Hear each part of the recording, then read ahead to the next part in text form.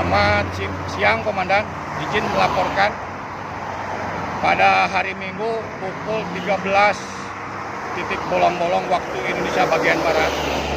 Situasi arus lalu lintas kilometer 118.600 untuk arus lalu lintas sampai saat ini jalur Bandung dari Bandung menuju Jakarta atau sebaliknya dari Jakarta menuju Bandung, situasi masih tetap kondusif, lancar, terkendali, tidak ada antrian, dan dipastikan tidak ada longsor susulan, dan diupayakan dari pihak Jasa Marga membuat pelucuk pemasangan dolken untuk antisipasi longsor.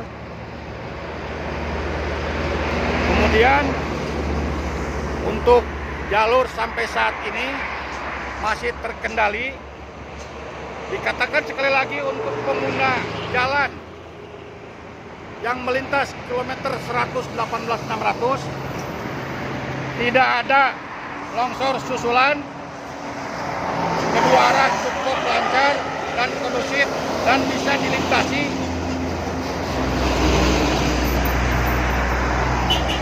Kedua arah tersebut. Demikian dilaporkan dari kilometer 118.600 situasi sampai saat ini.